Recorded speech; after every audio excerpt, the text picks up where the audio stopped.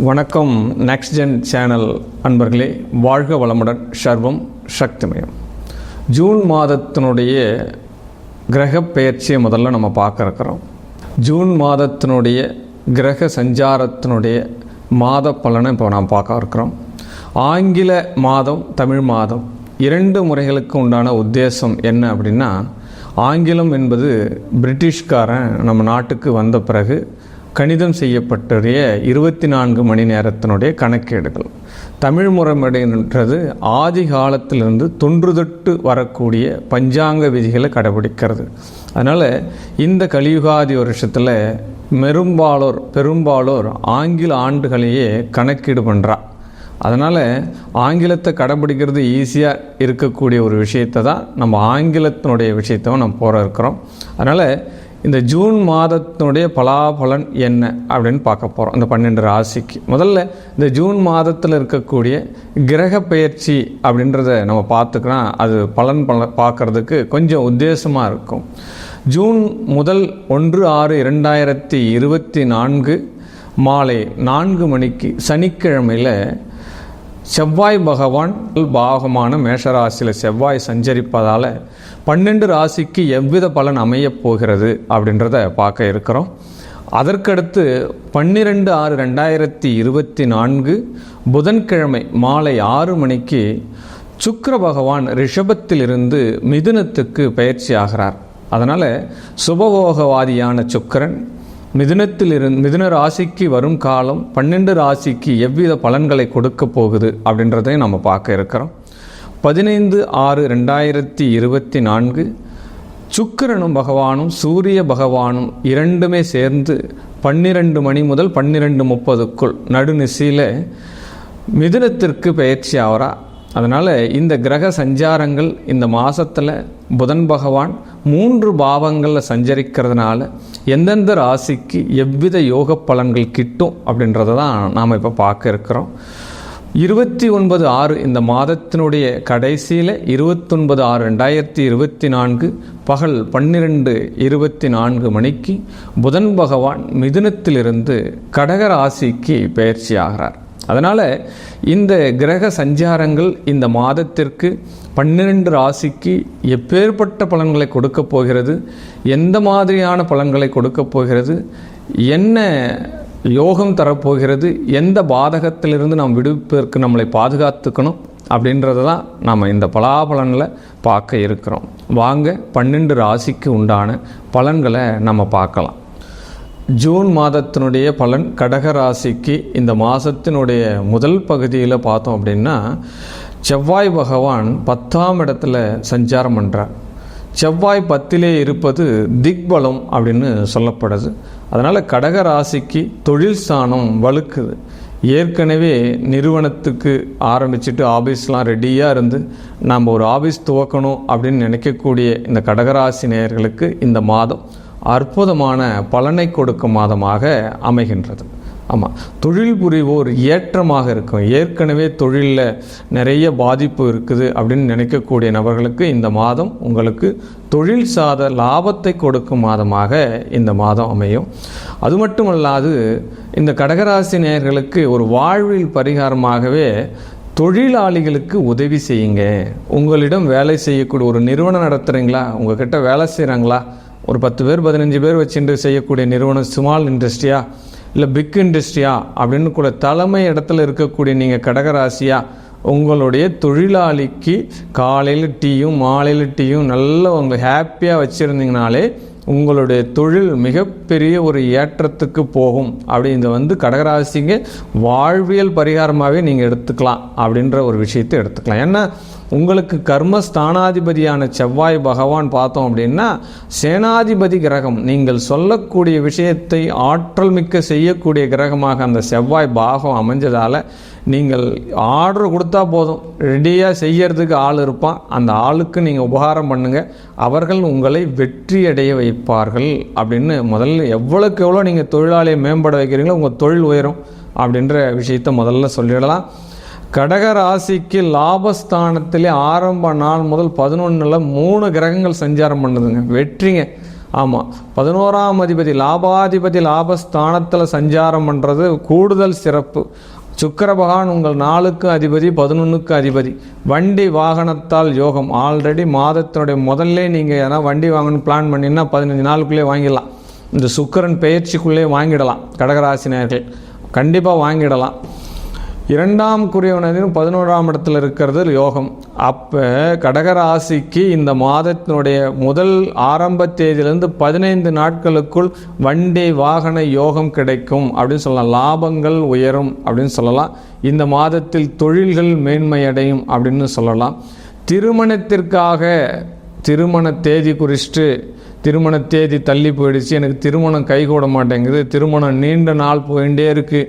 இந்த கடகராசிக்கு திருமண பாவகம்தான் பிரச்சனை. ஜோதிட ரீதியாகவே இந்த கடகராசிக்கு 7ஆம் இடம் சனி பகவான், 8ஆம் இடமும் சனி பகவான்.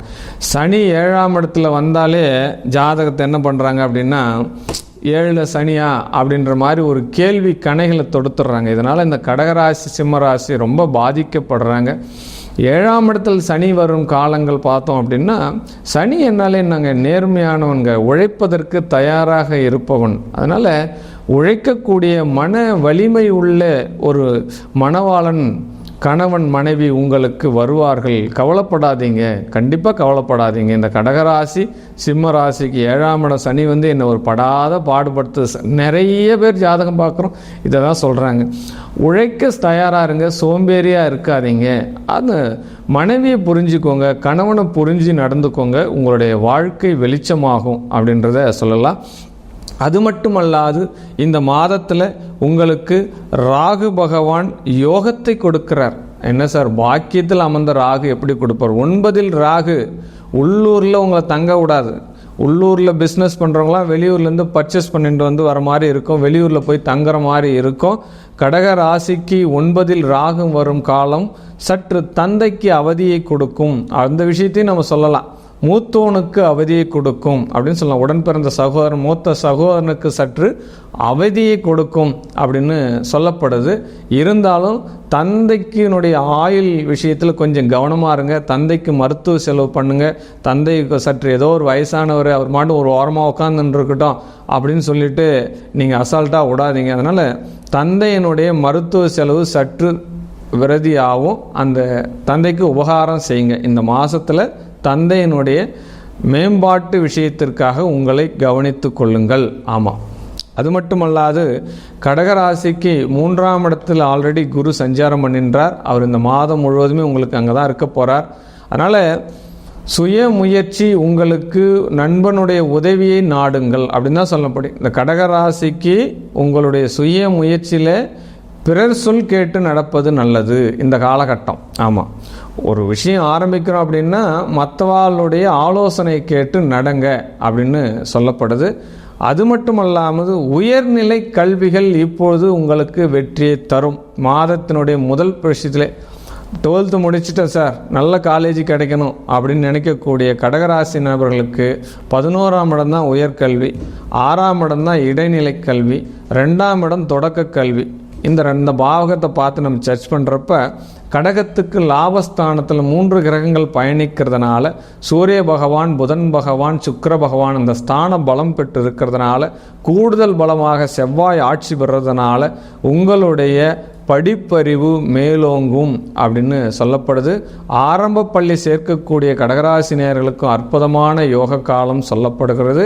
இந்த மாதம் உங்களுடைய தொழிலை மேம்படுத்துவதற்கும் உங்களுடைய யோக பலனை கூடுதலான பலன்களுக்காக எடுத்துக்கொள்வதற்கும் நீங்கள் செய்ய வேண்டிய வாழ்வியல் பரிகாரம் என்ன அப்படின்னா, பொதுவாகவே கடகராசினியர்கள் அரசு அலுவலர்களை எப்பொழுதும் பகைத்து கொள்ளக்கூடாது.